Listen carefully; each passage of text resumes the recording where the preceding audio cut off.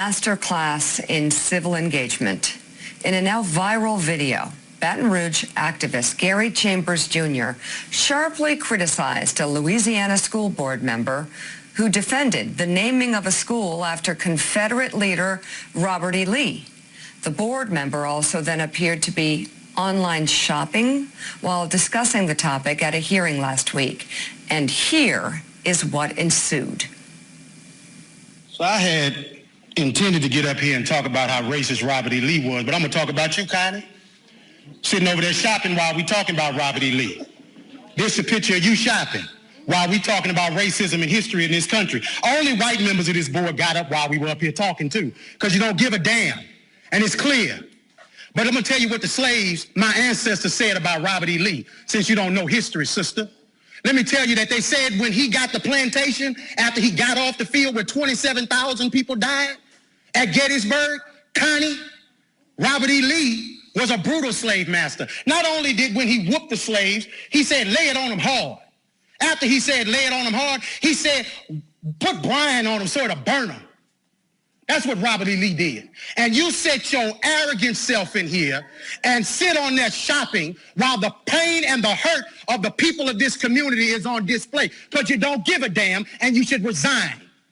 You should have resigned 2 years ago when you choked a white man in his house. You should have resigned 2 weeks ago when you got on TV and said foolishness. And you should walk out of here and resign and never come back, because you are the example of racism in this community. You are horrible. Now to the rest of the board. You have an obligation to the people of this community, and 81% of them are black. And do you need a Klan rally outside, Mr. Goday, before you end it? Because holding it up means that you put that building in jeopardy. You do, sir. Because all over the country, they burning stuff down. And black folks in this city have stood with protesters. I ain't seen you elected officials out there with them, making sure that nothing goes south in Baton Rouge. It's been folks in this community who give a damn, not just when it's comfortable, but every time. And 4 years ago, we came down here. Mr. Drake, they say you're a good man. Be a good man. Black folks say you're a good man. White folks say you're a good man. Your legacy is attached to tonight, brother. Your legacy. Now, let me say to the black members of the board, it's the most solidarity I done seen out of y'all in forever. Let's keep it that. Let's stand on this moving forward, because we don't need to apologize for Connie, Evelyn. She showed you who she was when she was sitting next to you while you were talking shopping. You don't need another example.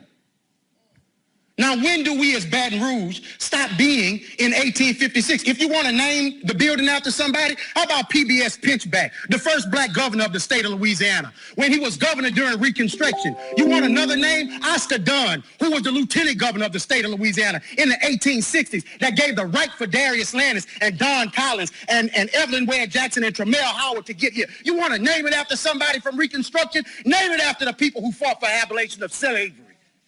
If you want to name it after somebody, honor the right people, the people who are on the right side of history. But it's your ancestor that the school is named after. So you're holding on to your heritage. But we built this joint for free. And we've done begging you to do what's right. Thank you, sir. The school board member who Gary called out, Connie Bernard, has since said she is, quote, deeply sorry for her actions. Joining us now is the activist and Baton Rouge resident that you just saw in that video, Gary Chambers Jr. Welcome to the show. Gary, thanks so much for being with us. I got to start by asking you, are you a preacher, or are you what our good friend Elijah Cummings was accused of being, a counterfeit preacher? Because you sure sounded like a preacher up there. That was good. So I am a minister. There you go. Okay, very good. It's the real thing. Well, tell us, Gary, if you will. Obviously, a lot of people saw your impassioned speech. Tell us what the current status is right now in Baton Rouge regarding the naming and the renaming of the school.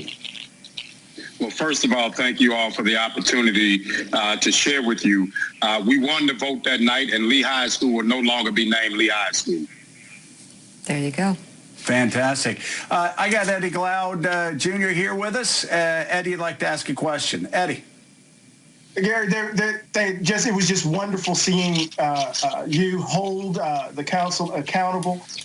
Talk to me about the overall sense of the community right now in this moment, as we are pressing for a broad shift in our policing, as we're pressing for a shift in who we celebrate in our history. What is your sense of the pulse of Baton Rouge? You were the voice for that moment. Give us a sense of what's going on in the community as you understand it in this inflection point that we happen to be in right now. I think that what's happening in Baton Rouge is what is happening for black folks all over America. In the words of Fannie Lou Hamer, we sick and tired of being sick and tired. And so the frustrations exist, and you see folks showing up, advocating, and leaning in on their local government because all politics is local. Mike Barnacle's with us, and he has a question. Mike. Reverend Chambers, could you help us out? Could you help the country out by telling us what it's like for you, your family, and thousands of other people who you know in your community to live their entire lives under the blanket of the Confederacy, the lost cause, and a history of treason that simply will not go away? In the words of the late, great Chad Butler, they out here rapping about it while we paying the price. You can look at all of the streets around Lee High School are named after Confederate general. Stewart Street, Ross, Pickett. There's even a street named Whitehaven. And so when you go into a local school board meeting, what you saw in that video is really a reflection of what Black America is dealing with as it relates to white America. You have black folks speaking up passionately about what they feel, while you have a school board member, a representative of the people, a Republican, who's sitting there scrolling on the internet while people are expressing their concerns. And we wonder why buildings burn, because when we come before you, you scroll on the internet. And the state like Louisiana, that's ranked number 50 in the nation, we're ranked number 45 in healthcare. We're ranked number 48 in education, number 49 in the economy, number 50 in opportunity, number 50 in crime. And so when you look at that and you look at Republican policies failing us day in and day out, and a Republican sits there while we're talking about a critical issue and ignoring us, it's heartbreaking. And I think that's why it has resonated with so many people. So Gary, this is Eddie Glaude again. I just want to ask you a question about the future and where you locate hope. You preach the gospel. We're in a moment where it seems as if the country is on a knife's edge. Where do you find hope, and where do you see hope and possibility in the community of Baton Rouge? Well, yesterday was Father's Day, and I'm the father of a 10-year-old daughter. And every time I look at my daughter, that is the hope. When I look at young protesters showing up all over the country in the streets of America, commerce and leaning in on their government, that gives me hope.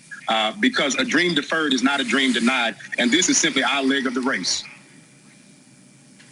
Sir, to close, I'm wondering, that moment really crystallized your frustration, especially framing around the council member who was shopping, as the council was supposed to be listening to the frustration that really has gripped the community for decades.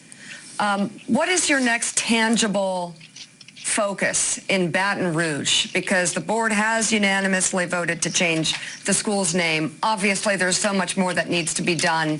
Do you have more goals now that you have a spotlight? Well, of course, and not just for Baton Rouge. When we look at the streets that are named, that I just named, when we look at the state of Louisiana, we have a university named after a Confederate general. When we look at, there are slaves etched on the exterior of the Louisiana State Capitol, while there is a statue for former Brigadier General of the Confederacy, Nichols, which is also Nichols State University. So until every monument to white supremacy is removed and we begin to uplift the proper voices, we got work to do. And until Connie Bernard is off the East Baton Rouge Parish School Board, we still have work to do. We'll leave it right there. Gary Chambers, Jr., thank you so much for coming on the show this morning.